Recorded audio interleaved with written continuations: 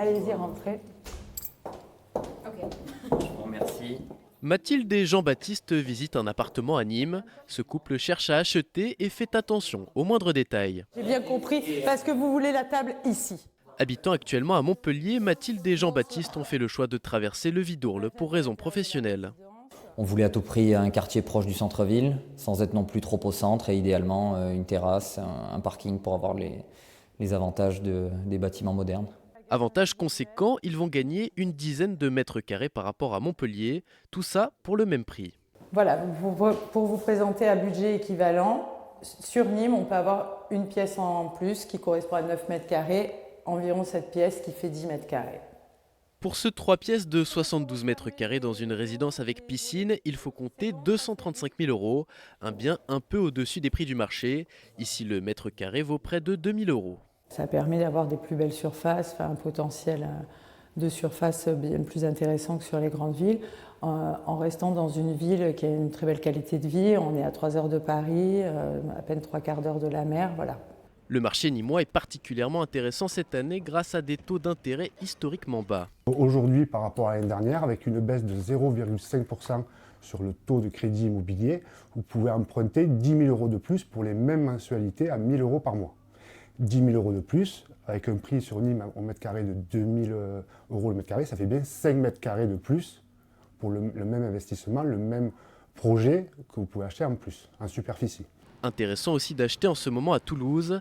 Malgré une hausse de 7,3% cette année, le mètre carré coûte en moyenne un peu plus de 3 000 €, un coût raisonnable pour la 4e ville de France, sachant que les prix devraient augmenter. Après, il faut prendre ça en compte avec justement les taux qui sont bas.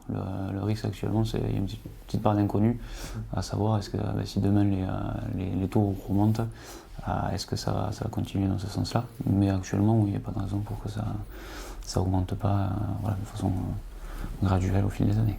Selon les prévisions du site Meilleur Agent, Toulouse devrait être une des villes qui connaît la plus forte hausse du prix de l'immobilier. Elle est estimée à 9% en 2020, en cause une forte tension immobilière avec moins de biens que d'acheteurs.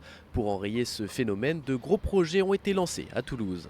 Il y a le projet du CEAT, il y a les projets de ZAC, la cartoucherie, Bordeaux-Rouge qui est en train de se terminer, il y a Blagnac, Beausel, enfin il y a des vrais projets toulousains qui heureusement qui sont là pour répondre à une demande. Sur Balma également. Après, est-ce que ça va satisfaire ? Je ne peux pas vous répondre, je ne sais pas aujourd'hui. Et puis revisiter le droit à la propriété pour lutter contre l'envol des prix de l'immobilier dans les grands centres-villes. C'est tout le sens d'une proposition du député MoDem de Haute-Garonne, Jean-Luc Laglaise. Dans un rapport remis au Premier ministre, il souhaite qu'on puisse uniquement être propriétaire des murs et non plus forcément du terrain. Il faut savoir aujourd'hui que dans le prix d'un appartement, entre 30 et 50% du prix est constitué par le prix d'achat du foncier, qui est le socle de l'immeuble.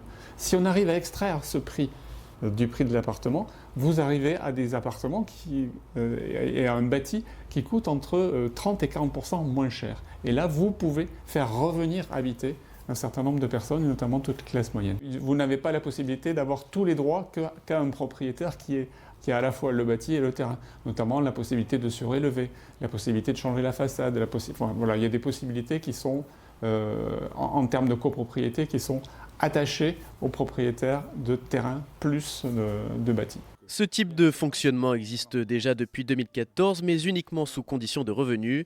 La proposition de loi a été adoptée en première lecture à l'Assemblée nationale fin novembre dernier.